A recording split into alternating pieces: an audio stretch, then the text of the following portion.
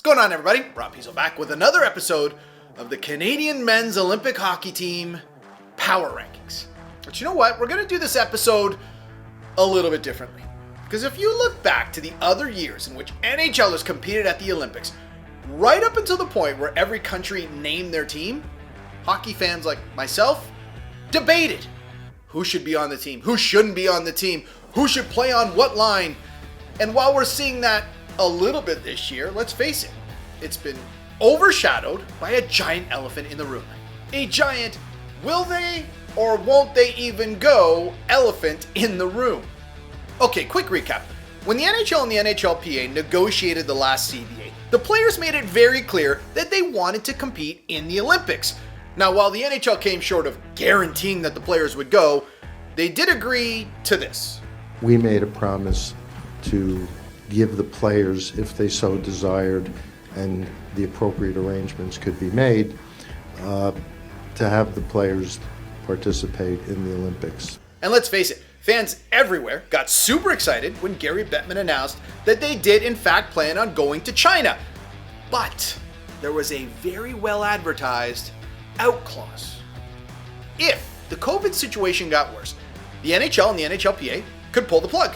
And if they did it by January 10th, they could do so free and clear of any financial burden. Now let's be honest, the NHL is not really hiding the fact that they would rather their players not head to China for a number of reasons. But the players have always been pretty adamant that they wanted to go. That is, until recently. It all started when Robin Lehner announced that he was staying home. Since then, Connor McDavid called the situation unsettling, John Tavares called it uneasy, and Alex Pietrangelo said he's undecided. Okay, so what's the main issue raising all of these concerns? Well, it's pretty simple. What happens if a player tests positive for COVID in China?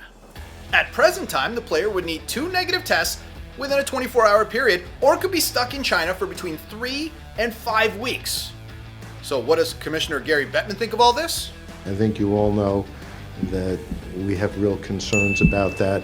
We have concerns. Where is concern? And it's not like we haven't expressed our concerns. Our concerns have only been magnified. A number of players are now expressing concerns. And I know the Players Association has concern about them. Okay, so I think it's safe to say they have concerns. Now, everyone's just waiting to see how the NHL will react to the most recent IOC playbook, which outlines everything you need to know about competing in the Olympics. But it sounds to me like the league really believes that if the players may be stuck there for a long period of time, they might say thanks, but no thanks. I don't think that this is going to be the ideal Olympic experience in terms of the lockdowns in the Olympic Village and everything else that's going on. But again, we made a promise. Okay, housekeeping item number 2. Now, this isn't about Team Canada, but it does affect them.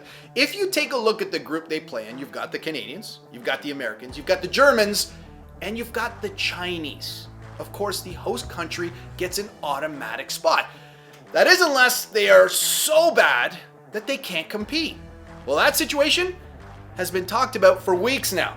The IIHF actually had to do some scouting to make sure that China, who by the way are the 32nd ranked team in the world, would not get embarrassed.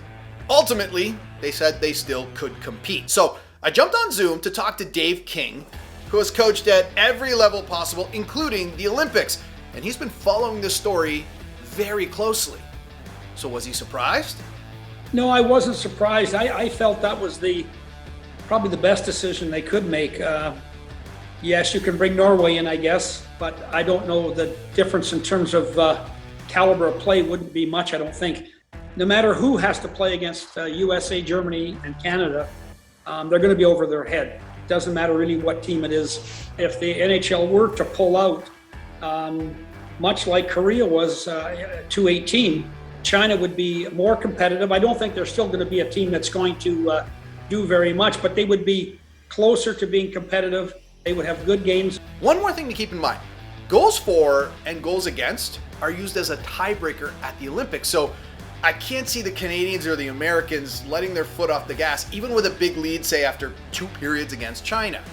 And finally, my team. Forwards, they stay the same. After a 1-week absence, I'm putting Aaron Ekblad back on the blue line. So all you people that got angry at me, there he is. And the crease is a complete mystery. Yes, Carey Price is still there, but the clock is ticking. Dominic Ducharme said this week that Price likely won't be back before Christmas. But Team Canada GM Doug Armstrong told Sportsnet that if Price can get back around Christmas time, they still have time to evaluate his ability to play at the Olympics. That is a tight time frame. Hey everybody, if you liked that video and you want to see more just like it, it's pretty simple. Subscribe to the page. And if you want to be notified every time we put up a new video, that's simple too. Click that little bell.